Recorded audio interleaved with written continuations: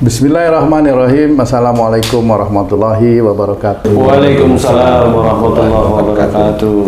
Para pemirsa dan sahabat beriman dimanapun berada, kita jumpa lagi di Ustadz Danu Official Channel. Apa kabar semua? Semoga kita selalu senantiasa dalam lindungan Allah Subhanahu wa Ta'ala. Amin. Di video kali ini kita akan ngaji lagi bersama guru kita semua, Pak Ustadz Danu, yang sudah hadir di sini bersama kami. Assalamualaikum Pak Ustadz. Waalaikumsalam warahmatullahi wabarakatuh. Alhamdulillah. Assalamualaikum Bang Ji. Waalaikumsalam Pak Tung. Para pemirsa dan sahabat beriman, sering sekali kita kalau menghadapi sesuatu yang tidak mengenakkan pada diri kita, kadang-kadang kita mengeluh ya. Kadang-kadang malah kita suka berkata-kata yang kurang mengenakkan seperti itu. Padahal sesuatu yang terjadi pada diri kita ini bisa jadi merupakan satu petunjuk kepada kita untuk keimanan kita kepada Allah Subhanahu wa Ta'ala. Di video kali ini kita akan ngaji lagi bersama guru kita nanti tentang sesuatu yang tidak mengenakkan, boleh dikatakan penyakit seperti itu. Nah Pak Ustadz, jika seseorang terkena penyakit usus buntu misalnya, itu anak kecil atau orang dewasa seperti itu Pak Ustadz, mohon penjelasan kepada kami kira-kira penyebab secara akhlaknya apa Pak Ustadz? Monggo Pak Ustadz. Ya. Bismillahirrahmanirrahim. Assalamualaikum warahmatullahi wabarakatuh. Waalaikumsalam warahmatullahi wabarakatuh. Amin ya rabbal alamin. Alhamdulillah. Sebenarnya fungsi dari usus buntu itu sebenarnya juga tidak ada fungsinya, karena memang tidak sama dengan fungsi-fungsi usus besar. Tidak ada fungsinya itu maksudnya itu tidak sama seperti usus besar, bisa menarik ini, itu dan sebagainya. Tapi memang itu juga diciptakan oleh Allah Ta'ala, memang ada fungsinya tetap. Nah fungsinya ini selama ini memang saya amati, ada orang sakit usus buntu kemudian dipotong, dihilangkan. Bisa ada yang sembuh, ada yang tidak sembuh. Nah berarti yang tidak sembuh ini adalah salah analisa, biasanya seperti itu. Dan itu banyak terjadi di kalangan kita, karena pada saat operasi usus buntu itu tidak ada efek bagi orang itu sendiri. Beda karena kalau yang diambil itu adalah usus besarnya, nah itu beda. Yang diambil itu empedunya umpamanya, beda yang diambil itu organ ginjalnya, itu beda. Jadi usus buntu ini menurut para dokter ini memang tidak terlalu berpengaruh terhadap fisik ya. Jadi fungsinya di tubuh itu tidak begitu tampak lah. Nah cuma kalau dari sisi akhlak itu tetap ketemu. Jadi kalau ada seseorang usus buntu itu sudah membengkak, abses, radang, infeksi, nah ini dari mana? Padahal tidak ada. Kalau orang-orang zaman dulu kan, kesimpulan biji jambu biji gitu. Masukkan biji lombok gitu Pak Ustadz. Sehingga bengkak gitu. Iya, masukkan biji lombok. Emang mata kamu kan gitu ya, kalau kena biji lombok itu kan bengkak matanya ya. Perih. Enggak, kalau kemasukan biji lombok itu kan orang-orang itu kan doyan pedas ya, kenapa dia juga nggak bengkak kan gitu ya. Jadi harus berpikir yang real. Realitas sehari-hari itu harus kita pikirkan lah, kenapa itu kok bisa bengkak, kenapa bisa infeksi, kenapa bisa radang, atau bahkan kenapa bisa pecah seperti itu. Ya betul. Sehingga mengeluarkan nanah dan sebagainya itu. Nah usus buntu ini tempatnya pada usus. Fungsi usus itu adalah mencerna makanan. Ada sesuatu yang masuk, yaitu makanan, dicerna dicerna di perut, kemudian diperes-peres, diambil sari-sari yang baik oleh diserap oleh usus, maksud saya ya, bukan mencerna tapi menyerap sari-sari yang baik. Sari-sari yang baik dari makanan tersebut, sehingga sari-sari yang baik itu akan dilanjutkan ke fungsi tubuh yang lain, kemudian dipakai oleh tubuh untuk mineralnya, dipakai kan, fungsi-fungsi mineral dipakai, fungsi air dipakai, fungsi gula kalau tidak terlalu berlebihan ya dipakai untuk energi dan sebagainya, seperti itu. Nah usus buntu ini menurut orang-orang pintar itu memang tidak begitu berfungsi, tapi dari sisi akhlak ada. Jadi karena memang usus itu sendiri itu fungsinya adalah menyerap hal-hal yang baik dan juga mengeluarkan sesuatu yang tidak baik. Tidak baik itu maksudnya sisa makanan ya, bukan tidak baik yang berhubungan dengan usus langsung ya, Pak Ustadz, yang berhubungan dengan usus. Nah, seseorang itu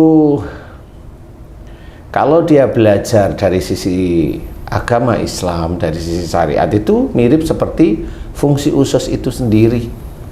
Fungsi usus itu ya mampu menyerap hal yang positif dan nanti mengeluarkan yang tidak berguna istilahnya. Manusia harus seperti itu. Jadi umpamanya Haji J nih digoda dengan wanita cantik, manfaat nggak di dunianya? Hiburan, jadi hiburan, jadi hiburan, bener ya? Jadi hiburan. Kalau istrinya jengkelin, godaan ini menjadi harapan. Harapan digoda ya.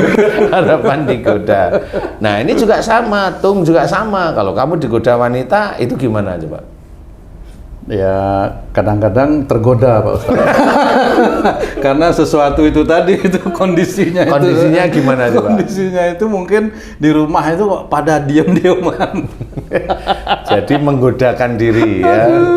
Ya itu hubungannya dengan usus ada nggak itu, Pak? Ya ada. Astagfirullah. Ya, sebenarnya kenapa saya bertanya ini? Ya itu sama seperti itu. Jadi sebenarnya kalau memang itu tidak manfaat, kan nanti akan ada penolakan atau mamanya dilempar atau dibuang, kan seperti itu. Makanan dicerna oleh lambung, kemudian diputar ke usus ya, usus halus, usus 12 jari, kemudian usus besar. Itu sebenarnya itu kan nanti diserap. Nah, kalau memang Haji J digoda dengan wanita, ini sama seperti makan sesuatu yang tidak manfaat. Apa kelereng namanya? Itu kan makan kelereng itu kan nanti keluar kelereng aja ya. Gitu. Jadi ada yang tidak begitu manfaat. Kemudian kalau mamanya tergoda ya sama. Berarti yang tergoda itu memang bisa dicerna oleh kehidupan sehari-hari, dipikirin daripada istriku ini begini-begini, gimana kalau ini gitu. Jadi fungsi usus itu sebenarnya adalah mencerna, memisahkan antara yang baik untuk tubuh, kemudian juga yang tidak diperlukan oleh tubuh. Yang baik dia akan dicerna kembali, kemudian yang tidak baik dia akan keluarkan. Banyak, salah satunya adalah gas. Sehingga itu kita namakan kentut gitu. Yang kedua adalah kotoran, ya seperti itulah ya. Nah, itu fungsi usus yang baik. Jadi pada saat seseorang itu bisa mencerna persoalan di dalam keluarga, kalau mamanya Haji J digoda, istrinya baik, nggak terlalu diribetin. Jadi itu berarti memisahkan. Oh ya, istri saya baik, ngapain saya harus mau digoda mamanya?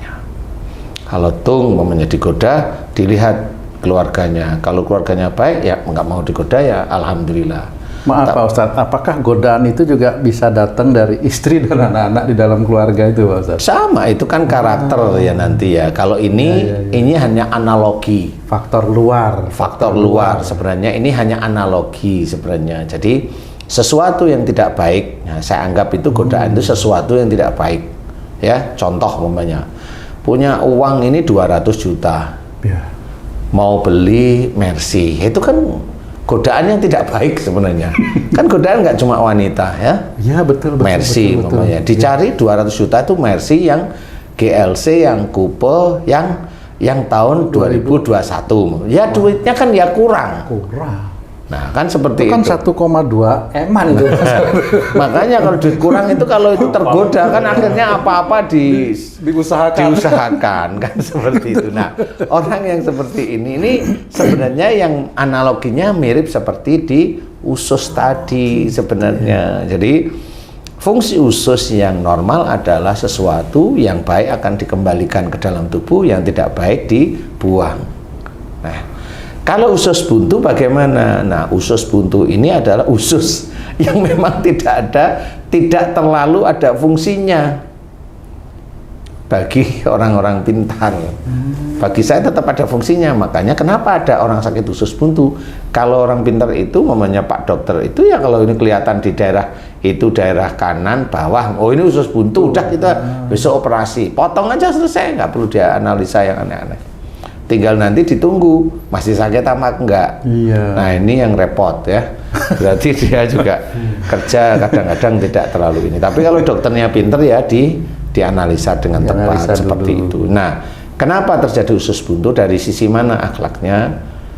Orang yang terkena usus buntu bagi yang dewasa ini adalah orang yang kalau ada persoalan di dalam keluarga itu selalu malah bikin ruwet, tidak mencari jalan keluarnya.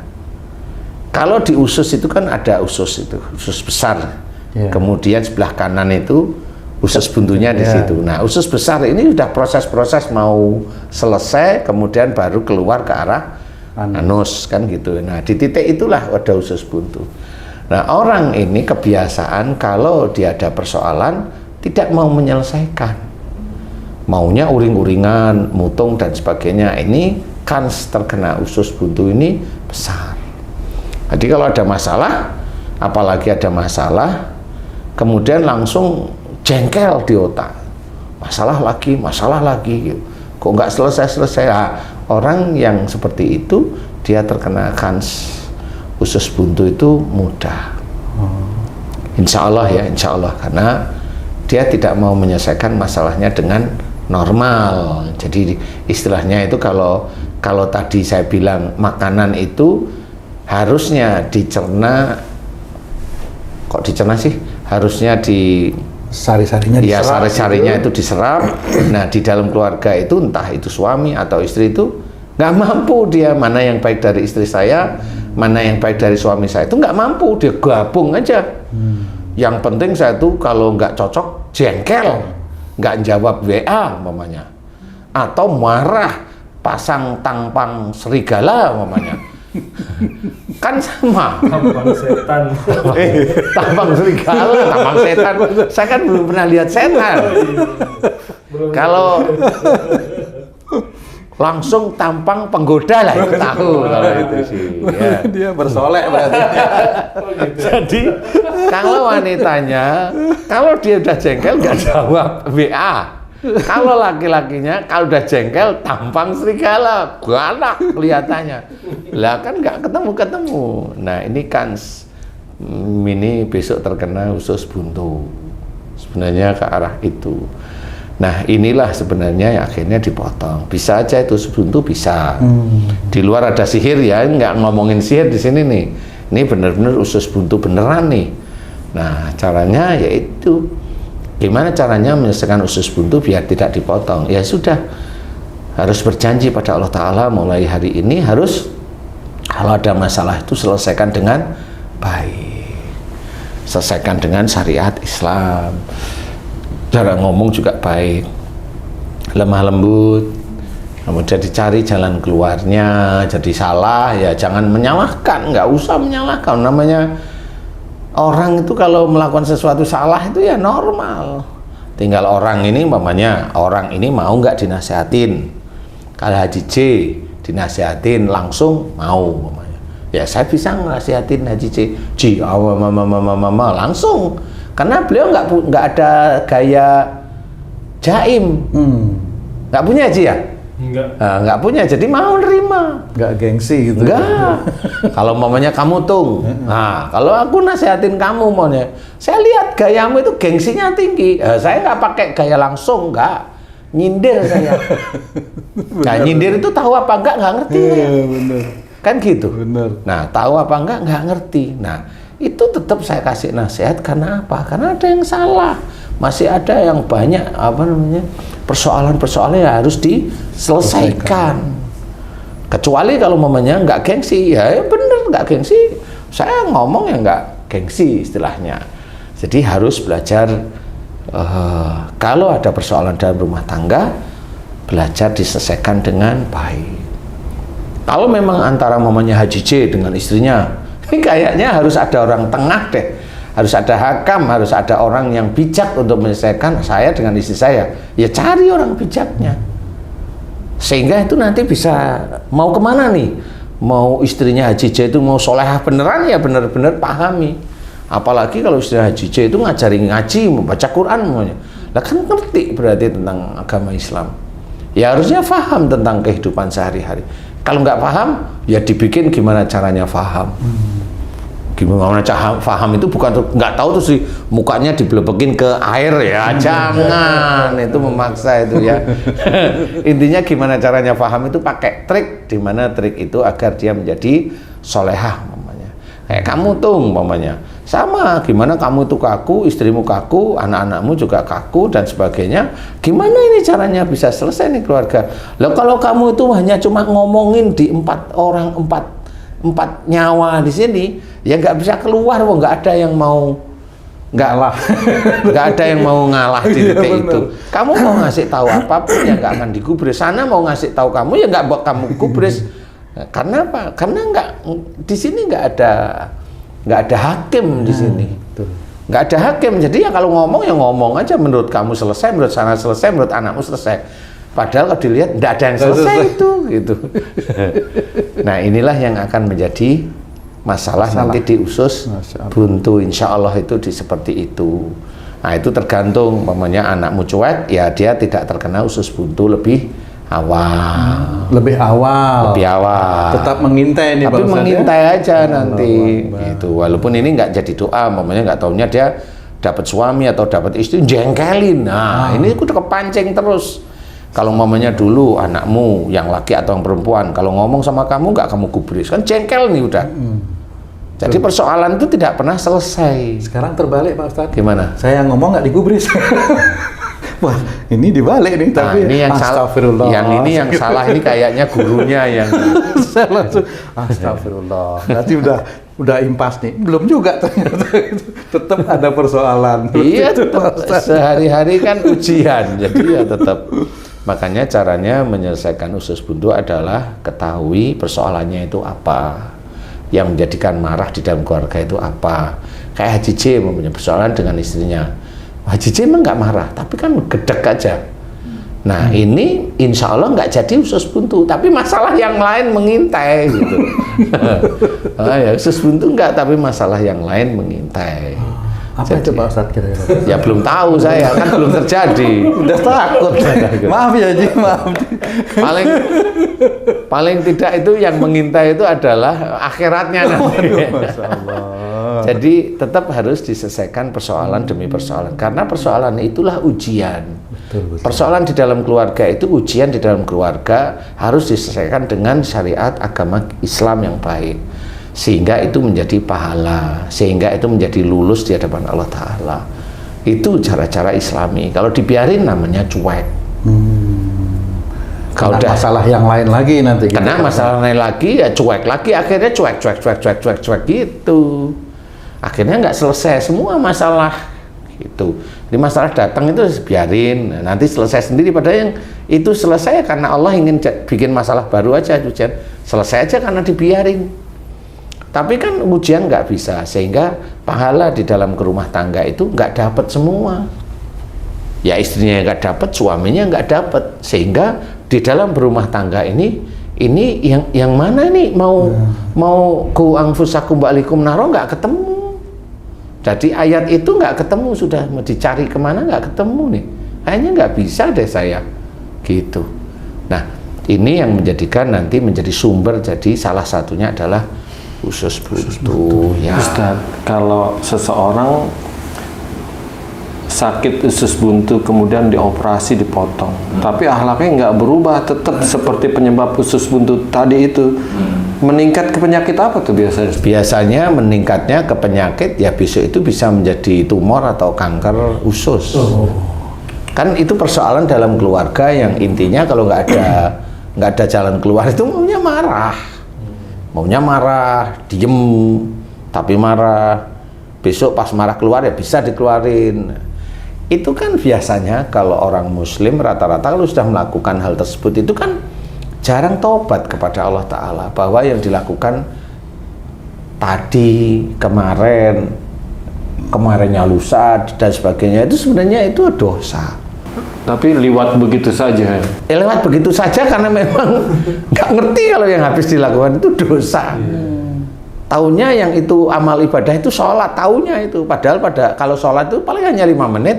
Pada saat dia marah sama istrinya, oh itu bisa berjam-jam itu. Berhari-hari malah bisa berhari-hari. Ya. Jadi kalau ibaratnya dihisap pada saat itu tekor, sehingga dari mana? Kalaupun umpamanya dikatakan, loh kalau sholatnya baik kan semua perilakunya dianggap baik. Nanti dulu. Kalau memang sholatnya baik berarti dia sudah mengamalkan sholat itu. Iya, sehingga dia dalam sehari-hari insya Allah perilakunya baik. Tapi kalau dia sudah sholat, tekun, rajin, tapi perilakunya masih emosional, masih gedek, masih ini, masih itu. Lah kan aplikasi dari sholat ini nggak ngerti apa yang dikerjakan dari sholat, nggak ngerti. Sehingga itu tetap menjadikan hadis tersebut dari riwayat Tirmidzi insya Allah tidak bisa dipakai. Hanya maunya kalau sholat itu baik, nanti amal perbuatannya dianggap baik oleh Allah Ta'ala. Padahal dia sholatnya baik, nggak taunya amal perbuatannya nggak baik. Nah, masa dia bikin bingung malaikat? Kan nggak mungkin, malaikat tetap rapi. Dia sholat ditulis 5 menit tertib, sholatnya 3 menit, doanya 2 menit, sholatnya 3 menit, doanya 15 menit. Yang diminta dari doa ini apa? Dunia semuanya salah lagi. Jadi itu sebenarnya diperhitungkan semua, makanya kita harus hati-hati. Dari titik itulah makanya sholat seorang muslim bisa habis dengan perilaku dia sendiri. Berarti yang dinamakan sholatnya baik itu berhubungan dengan perilaku dalam kehidupan sehari-hari, Pak Ustadz, ya? Insya Allah seperti itu. Impactnya itu harus ke sana. Karena yang dia baca Quran. Bukan mantra, itu Quran. Nah, Quran itu isinya kan baik semua. Ada larangan, ada perintah dari Allah Ta'ala, ada disuruh berbuat baik, ada berakhlak baik, ada hormat pada orang lain, ada hormat orang tua, harus disuruh ikhtiar yang baik. Dan itu kan banyak sekali baik-baik semua. Nah, itulah impactnya harus ke sana. Ustaz, kalau ada suami istri ribut, saudara sama saudara ribut, antar teman ribut, tapi setelah ribut dia berbaikan lagi, tapi tidak ada permohonan ampun satu sama lain, apakah itu tetap dosa dihitung? Tetap, karena ributnya itu kan bermasalah. Umpamanya dia ributnya menjelekkan saudara satu juga menjelekkan saudara, ini kan sama seperti. Jadi tidak paham bahwa menjelek-jelekan saudaranya ini dosa. Walaupun dia udah berbaikan lagi. Berbaikan ini kan kondisional. Tapi dosanya itu kan masih tercatat ya. Iya. Kalaupun dia minta maaf yang mana? Marahnya. Dia kan tidak minta maaf, dia jelek-jelekin saudaranya di tempat lain. Perlu dibilangin juga tuh, Ustaz. Ya kalau nggak perlu ya nggak apa-apa, tapi mohon ampunlah pada Allah. Ya Allah, saya memfitnah saudara saya. Lah kan benar itu jelas. Ya Allah, saya memfitnah saudara-saudara saya begini. Nah itu insya Allah jelas, karena sudah dijelaskan dalam Quran. Wala tajassasu.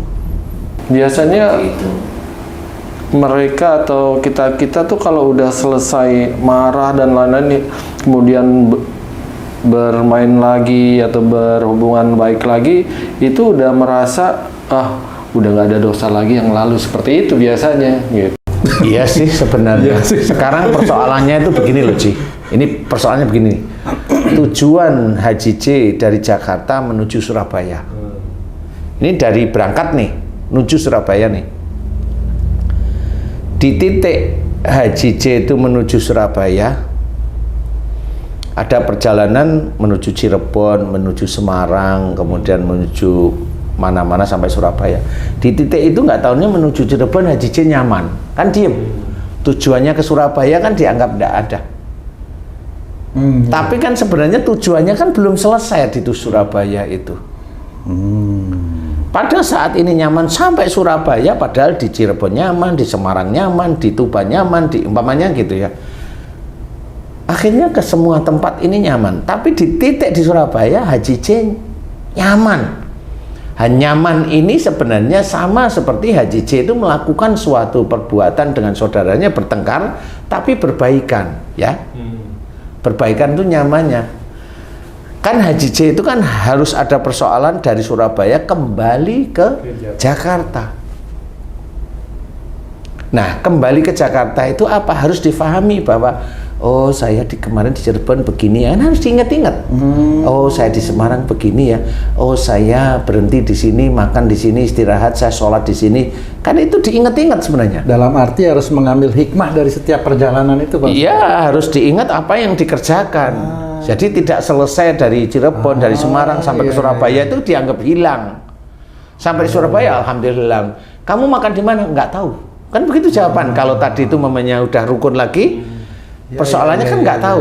Padahal di situ ada makan, ada macam-macam di situ. Banyak kejadian-kejadian. Ada kejadian-kejadian. Nah, sama di titik seseorang itu pada saat dia itu berantem dengan keluarga, kemudian dia itu tidak memohon ampun kepada Allah dan tidak meminta maaf secara langsung, apa yang dia lakukan kepada saudara-saudara tersebut tetap itu dianggap dosa. Tidak bisa sewaktu kalau sudah baik itu terus gugur dosanya. Gugur dosa. Tidak ada, kan mana mohon ampunnya. Padahal diceritakan banyak di ayat bahwa Allah itu maha pengampun. Tapi dia mohon ampun enggak? Enggak lah, gimana mau diampuni? Bisa aja menggugurkan dosa kalau nanti sudah dihisab. Nah, ini digugurkan kalau memang dosanya lebih sedikit daripada amal solehnya. Nah, itu bisa digugurkan. Tapi kalau saat ini tidak bisa. Sama seperti umpamanya seorang yang dulunya non-muslim menjadi muslim, itu dibilang memang dalam salah satu hadis bahwa diampuni dosa-dosanya oleh Allah Ta'ala. Memang benar dia punya kelas untuk diampuni dosanya. Kalau orang mu'alaf tersebut mohon ampun.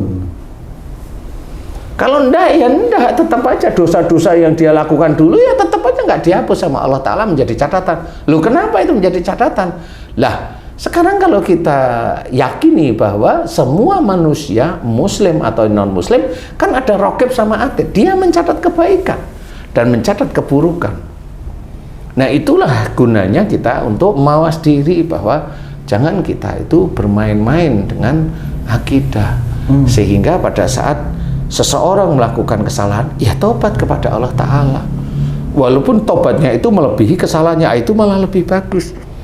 Jangan mikirin kayaknya sudah selesai lah, kan kita nggak tahu, batas seperti itu, nggak ada batas seperti itu. Jadi jangan kita menganggap bahwa rukunnya itu adalah selesai masalah. Nah, sekarang mamanya Haji C saya tanya nih, Haji C ini umpama ya Ci ya, ini dengan istri ini rukun nih. Di mata manusia kan rukun, betul ya? Rukun kemana-mana, jalan berdua, hampir tiap hari jalan berdua nih. Pertanyaan saya Haji C ini untuk pemirsa sedulur beriman nih, Haji C dengan istrinya aslinya itu rukun itu hanya sekedar biar dia tidak jengkel atau ngambek, atau memang sehari-hari sebenarnya masih banyak tugas Haji C untuk menyelesaikan dengan istri? Masih banyak tugas. Nah, masih banyak tugas, yang nyatet siapa? Malaikat kan. Nah, kalau rukun itu kan di mata manusia. Nah, di titik kalau Haji C tadi sudah cerita masih banyak tugas, kan harus diselesaikan tugasnya. Itu maksud saya. Jadi sama, pada saat kita itu dulu memfitnah saudara-saudara kita, lah itu kan tugas kita harus mohon ampun kepada Allah Ta'ala atau minta maaf kepada saudara kita. Enggak cuma itu, teruskan. Karena pada saat kita itu membuka lahan untuk memfitnah saudara kita, itu bisa menjadi dosa jariah yang itu yang sudah diceritakan dalam Quran sulit untuk dibendung. Sehingga di titik itulah diceritakan oleh banyak ulama atau banyak ustadz bahwa seorang muslim itu pasti masuk neraka, itu karena itu salah satunya. Kalau dosa dia bisa penuhi, tapi kalau dosa jariah sulit, karena itu terus mengalir terus. Nah inilah sehingga dikatakan semua orang Islam masuk neraka. Nah baru nanti dosanya selesai baru dimunculkan. Nah kalau kita itu ingin tidak seperti itu, belajar untuk tidak memfitnah orang lain sebenarnya. Siapapun, walaupun itu seorang ulama, walaupun itu seorang ustadz, dia harus belajar mulut ini terkunci untuk memfitnah saudaranya yang muslim. Harus belajar, kalau enggak dia akan membawa gerbong, dia gerbong. Dan kalau sudah begitu, orang muslim nggak ngerti kalau dia itu ke bawah, menjadi ikut memfitnah, merasa benar. Makanya tadi wala tajassasu wala yaktab ba'dukum ba'do, itu kan dijelaskan, ya, dijelaskan bahwa di antara kita itu jangan merasa lebih baik daripada yang lain, karena yang lain itu bisa lebih benar malahan di hadapan Allah Ta'ala. Nggak usah. Nah orang yang hobinya memfitnah itu kan merasa dirinya benar. Nah, itu yang harus diketahui. Jadi penyakit usus buntu tadi adalah jika dalam rumah tangga itu kalau ada masalah tidak terselesaikan, tetapi munculnya adalah marah. Kalau munculnya umpamanya kayak tipe Haji C yang tidak marah, ya nggak kena usus buntu. Seperti itu.